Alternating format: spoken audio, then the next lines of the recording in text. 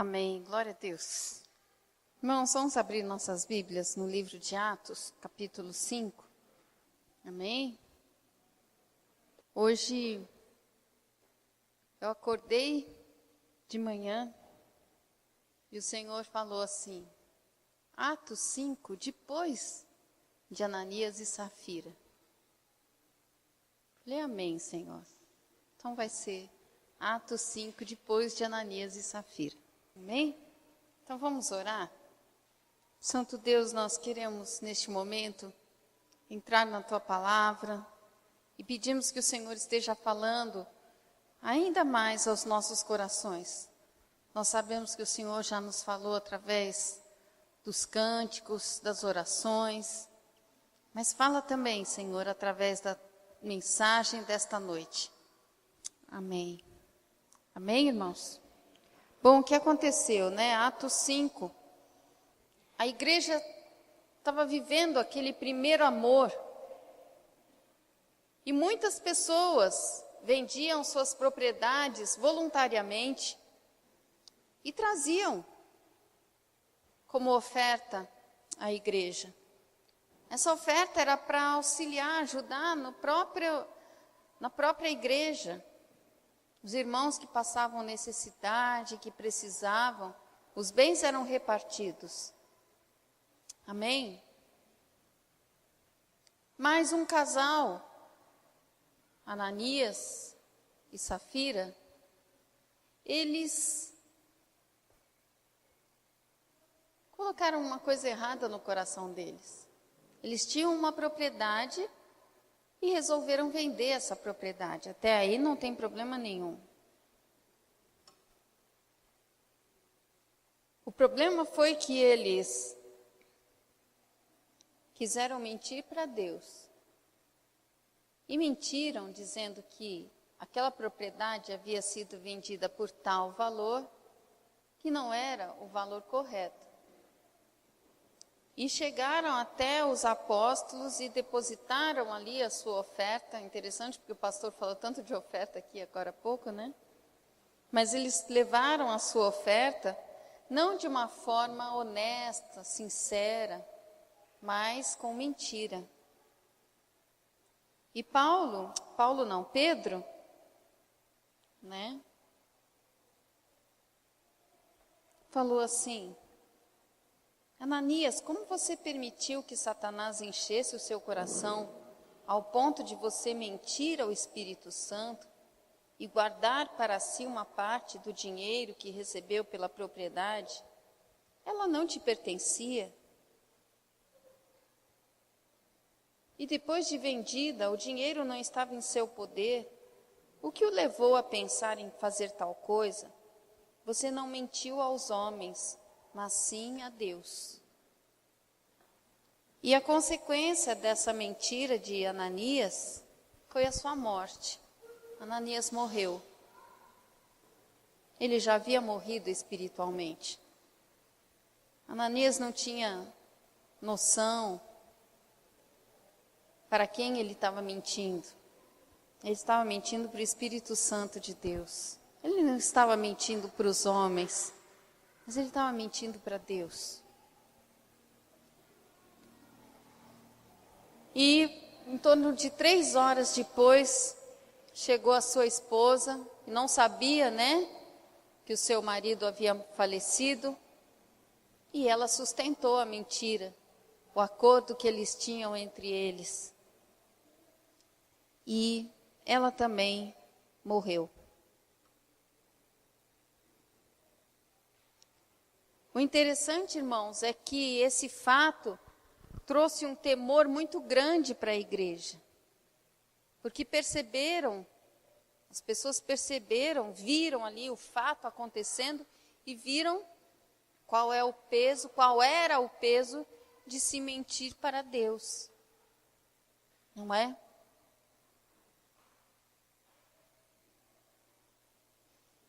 E por causa desse temor, né? Por causa desse temor, gerou mais respeito ainda pela igreja do Senhor. Amém? Amém, igreja? Amém. E aí a continuação da história, que é o que a gente vai realmente falar hoje. Isso foi só para situar vocês.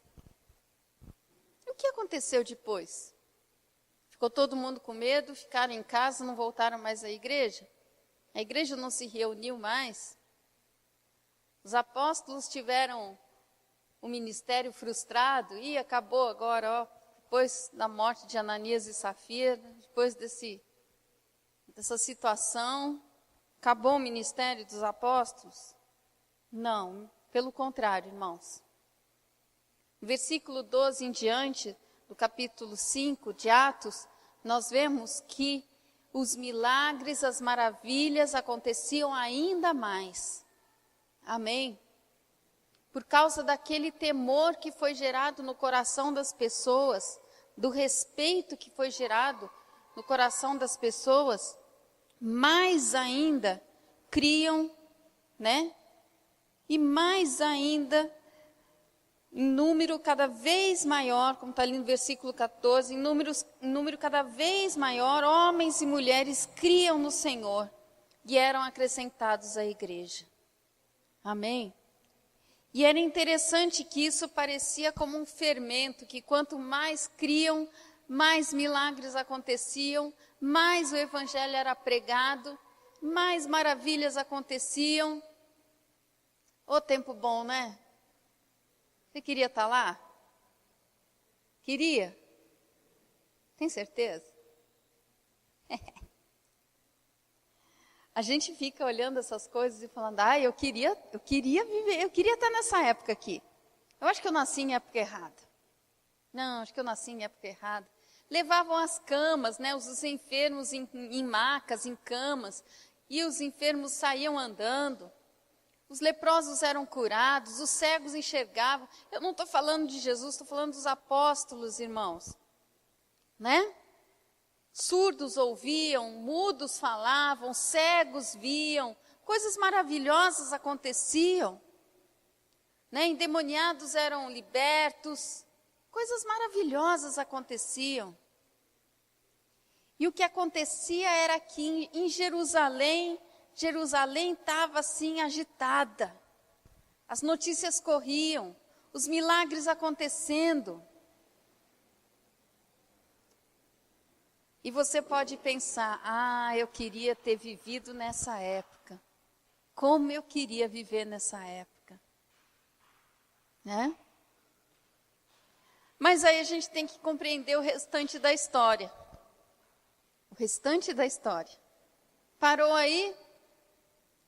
O interessante, irmãos, era o que aconteceu logo depois. Porque até então parecia que tudo estava indo muito bem. Não é? Tudo estava acontecendo muito bem. Mas os fariseus, o sumo sacerdote, começaram a ter inveja. E a inveja é um sentimento destrutivo. Ao mesmo tempo que a pessoa que tem inveja, ela quer ter o que o outro tem, mas ela quer destruir a vida daquele que tem. A inveja é destrutiva. E esses fariseus e saduceus e sacerdotes ficaram cheios de inveja. E o desejo deles, então, como eles não conseguiam ter o poder de Deus, eles não estavam participando, eles não eram participantes daquela mensagem, eles viam as coisas acontecendo fora do alcance deles, ficaram com inveja e quiseram destruir aquilo. E prenderam os apóstolos numa prisão pública. Prenderam os apóstolos com a intenção de julgá-los e matá-los e, consequentemente, acabar com o movimento da igreja do Senhor. Mas, para surpresa, irmãos, agora talvez você não fique mais pensando assim, eu queria viver naquela época. Né? Porque é muito bom a gente experimentar os milagres, as maravilhas do Senhor. Mas será que é bom ser preso injustamente? Quem é preso justamente não pode nem reclamar, né? Cometeu um crime mesmo. Mas, injustamente, eles foram presos. E eles estavam ali sabendo que eles seriam executados. Porque não existia justiça. A justiça humana estava sendo movida pela inveja, né? Então isso não é justiça. Mas o interessante, irmãos, é que à noite um anjo do Senhor abriu as portas da prisão. Oh, glória a Deus! Retirou os apóstolos de lá de dentro e mandou que eles voltassem no dia seguinte para o mesmo lugar onde eles estavam pregando e anunciando e ensinando. E o que os apóstolos fizeram? Obedeceram. Foram. Agora, o interessante é que quando amanheceu, os sacerdotes mandaram buscar os apóstolos que estavam presos lá, porque eles queriam ter o gostinho da destruição de condená-los, né? Açoitá-los e condená-los. E acabar com aquele movimento que eles não conseguiam ter o controle. E para surpresa deles, a prisão estava intacta, estava fechada. Os guardas que ficaram tomando conta a noite inteira não haviam percebido nada. Como isso aconteceu? Para mim, para Taniê, que estudamos física, só um milagre, né? Porque todos tinham corpos físicos. Como é que eles iam atravessar uma parede? Não é? Como é que eles iam atravessar uma porta trancada? Só um milagre do Senhor. Talvez para você também pense assim, impossível. Tenta atravessar. Vai lá, Adriano, tenta atravessar a parede. Vai lá. Tenta. Né? Quebra o nariz e não acontece nada. Não é verdade? Não é, irmãos? Mas o nosso Deus fez. E aí o interessante é que de manhã, onde que eles estavam? Lá no pórtico de Salomão, continuando a obra do Senhor, pregando, ensinando, orando, curando, o poder de Deus se manifestando. Agora, talvez, se fosse eu ou você, vivendo aquela época, talvez pensasse, oh, peraí, Deus já acabou de me dar um livramento, né? Deus acabou de me tirar da prisão de uma forma sobrenatural, e eu vou me arriscar de novo? E eu vou lá no pórtico de Salomão de novo, para continuar? Eu?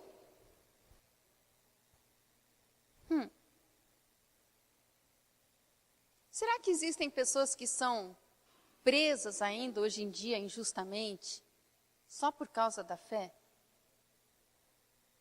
Hoje mesmo eu li um e-mail de um pastor que foi preso durante 8 anos. Ele ficou preso, irmãos, durante 8 anos, no Peru, por causa da fé dele. Ele foi liberto. E agora, esse mês de janeiro e mês de fevereiro, ele vai estar aqui no Brasil, dando o testemunho dele em algumas igrejas, em Curitiba, em São Paulo, em Santos. Isso acontece ainda hoje em dia. Está tão distante de nós. Mas muitas pessoas são presas, como os apóstolos foram, por causa da fé, só porque estavam pregando a palavra de Deus. Mas os apóstolos voltaram, né? Voltaram. Estavam lá pregando, lá no pórtico de Salomão. No versículo 25 fala, nesse momento chegou alguém e disse, os homens que os senhores puseram na prisão estão no pátio do templo ensinando o povo. E aí o que eles fizeram? Então, indo para lá com os guardas, o capitão trouxe os apóstolos, mas sem o uso de força, pois temiam que o povo os apedrejasse. E aí apresentaram novamente os apóstolos para o sinédrio. E aqueles homens, todos cheios de vaidades, de títulos, de posição social, e tão vazios de Deus, tão vazios, né, da presença de Deus, da palavra de Deus, falaram: nós lhe demos ordens expressas para que não ensinassem nesse nome. Todavia vocês encheram Jerusalém com sua doutrina e nos querem tornar culpados do sangue desse homem. O que Pedro respondeu? Melhor obedecer a Deus do que aos homens. Amém, irmãos? O que isso significa na sua vida? Eu já ouvi muitas pessoas usarem esse texto fora do contexto e criarem uma confusão terrível. Pessoas usarem esse texto para sustentarem a sua rebeldia, a sua rebelião. Né? Eu não me submeto a homem nenhum, autoridade nenhuma nessa vida, porque Deus diz que é melhor obedecer a Deus do que aos homens. Mentira, engano, confusão na tua cabeça. O que Pedro estava falando aqui é que antes ele deveria obedecer a Deus do que obedecer aos homens movidos por inveja e por destruição, homens vazios de Deus. Nós devemos sim obediência às autoridades, porque todas são instituídas por Deus sobre a terra. Você deve obediência aos seus pais, ao seu marido, se você é mulher. Amém? Ao seu patrão, às autoridades que o Senhor institui. Mas Pedro, mesmo estando diante desta situação, ele volta e fala que o Deus a quem ele servia é quem havia ressuscitado ao Senhor Jesus. Aquele Senhor Jesus que esses mesmos fariseus, saduceus, sacerdotes haviam condenado e matado. E não só Deus ressuscitou, mas Deus o levou para o céu e o assentou à direita do Pai, exaltando ele. E era nesse nome, por causa desse nome, que Pedro então estava pregando e ensinando. Será que Pedro falou assim muito sem coragem? Falou isso para os fariseus lá, para os sacerdotes? Não. Irmãos, a autoridade com que Pedro ensinava, ele tinha aprendido com Jesus. Amém. Os fatos dos quais Pedro falava, ele tinha visto com os olhos dele. Amém. É muito diferente. Quando você é testemunha ocular e é algo que você tem a certeza que você viveu, experimentou aquilo, faz parte da sua vida, você vai falar sobre aquele fato com autoridade. Ninguém vai poder roubar aquela experiência de você, porque você viveu, é sua. Pedro falava e ensinava com autoridade. Ele tinha vivido aquilo. Os milagres, as maravilhas que aconteciam através de Pedro e dos outros apóstolos haviam se tornado naturais para ele, porque ele tinha vivido e experimentado isso com o Senhor Jesus. Na vida de Pedro houve uma mudança, uma transformação. Não só dele, mas dos cristãos daquela época. Porque o que era sobrenatural se tornou normal. Eles viam pessoas sendo curadas, eles viam os coxos andando, eles viam os cegos enxergando, eles viam os endemoniados sendo libertos. Todos os dias. E eles não se cansavam de ver o poder de Deus. Eles não se enjoavam de ver isso. Eles não acabavam achando isso uma coisa comum. Mas isso se tornou a realidade deles. Amém? Então, como se tornou realidade, quando ele ia orar por alguém, ele tinha certeza de que aquilo ia acontecer. Amém? Quando eles falavam a respeito do Senhor Jesus para alguém, eles tinham a certeza de que aquela pessoa ia se arrepender dos seus pecados e se entregar para o Senhor Jesus. Porque era a coisa mais maravilhosa que podia acontecer na vida de uma pessoa.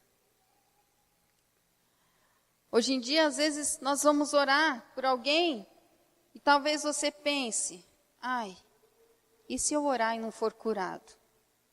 Ah, eu não vou orar por esse. Olha o estado dele. Como é que eu vou orar? Como é que eu vou orar por esse leproso aqui? E se não acontece nada? O que vão pensar de mim? E se eu orar e a dor de cabeça não sair? E se eu orar por esse endemoniado e ele me envergonhar?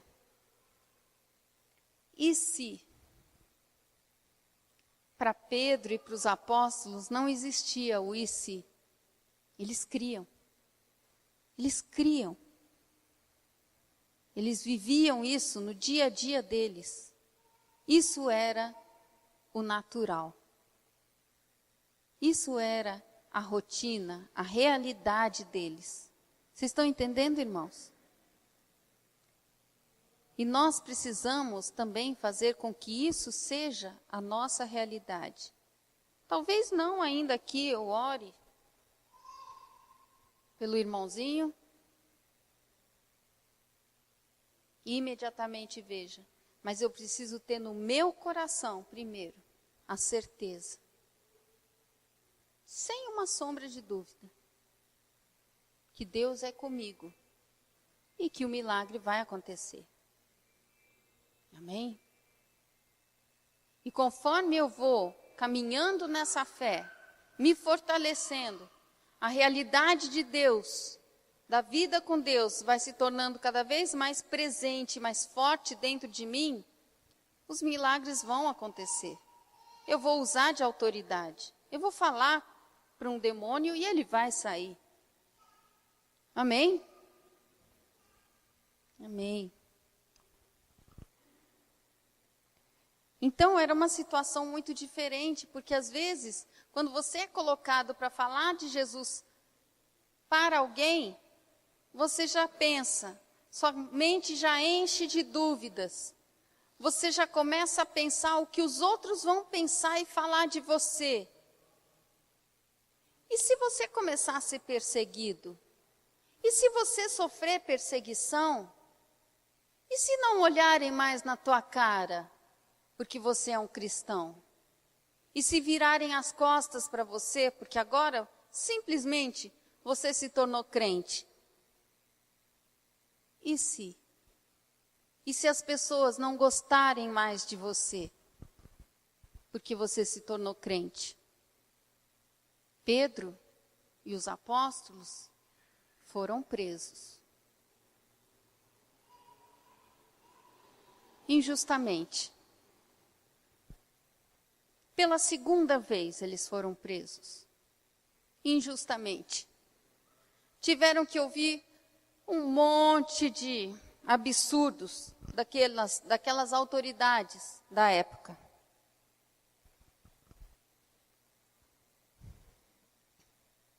Até que uma hora se levantou um homem, que era o Gamaliel, usado por Deus, que levantou questionamento. E se esses homens forem de fato de Deus?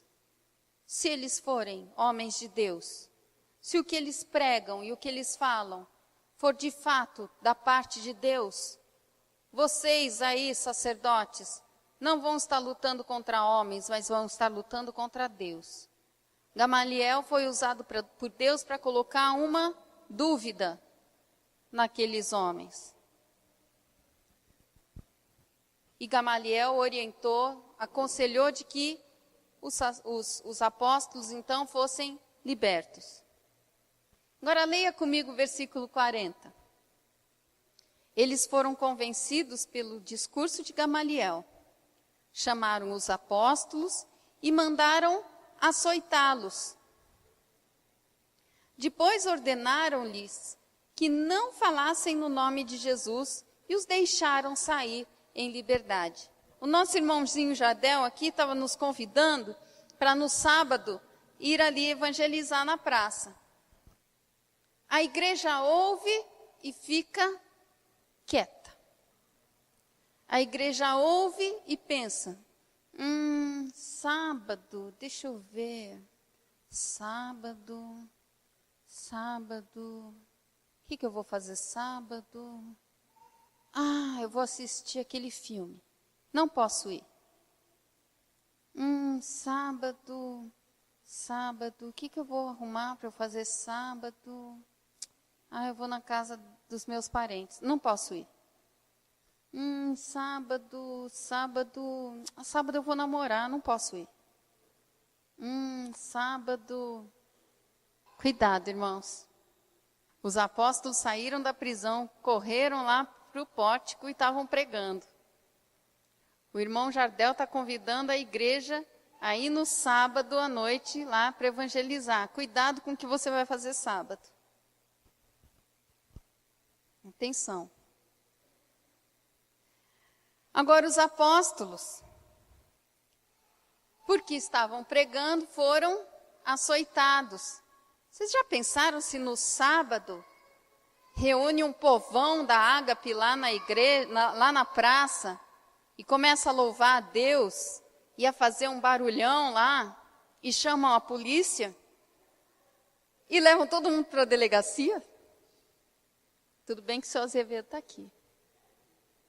Mas, e se levam, enfiam todo mundo no camburão, pronto, leva todo mundo embora para a delegacia?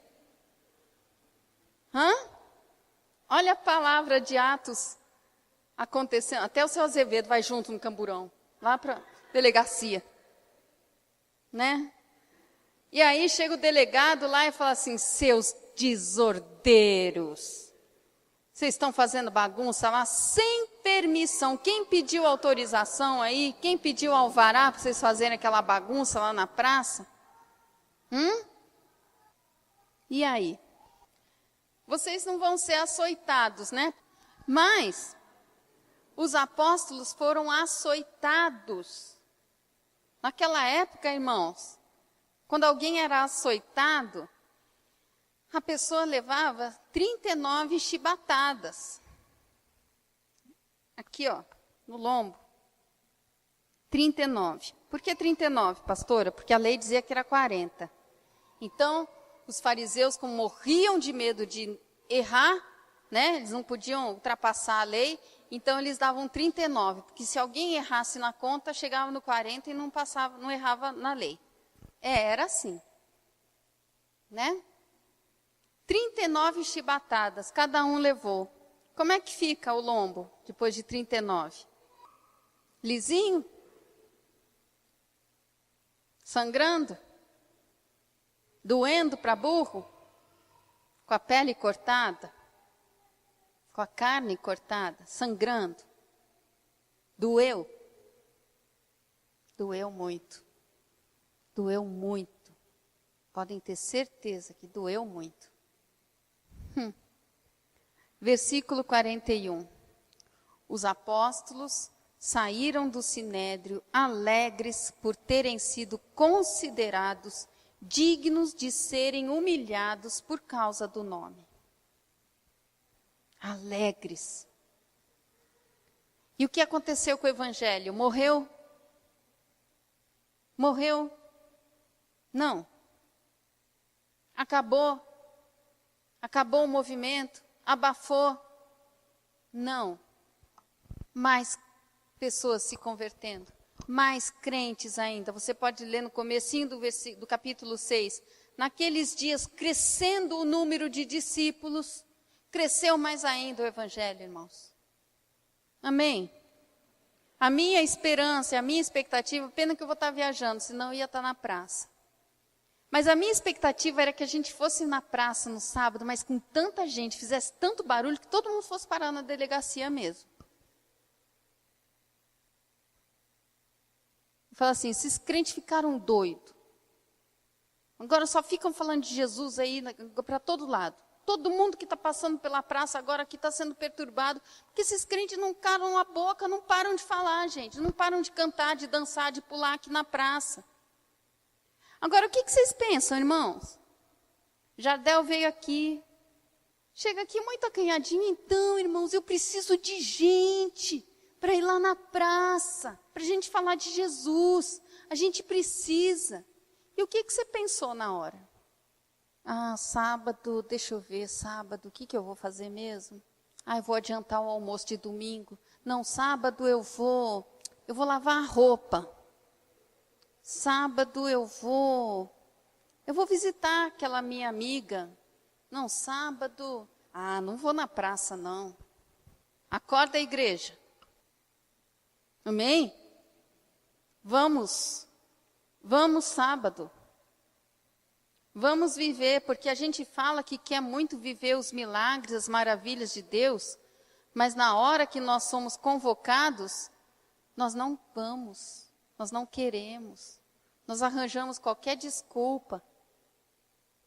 Eu tenho criança, eu tenho bebê, eu tenho adolescente, eu tenho isso, eu tenho um marido bravo, eu tenho sei lá o quê, mulher brava, não sei.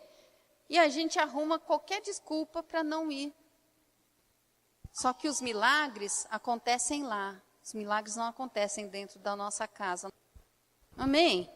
Esses milagres que nós lemos aqui, que Pedro falou, descreveu, é porque Pedro estava todos os dias no pórtico de Salomão. Ele estava se expondo. E as coisas aconteciam. Amém? O meu desejo, igreja do Senhor, é que a igreja desperte.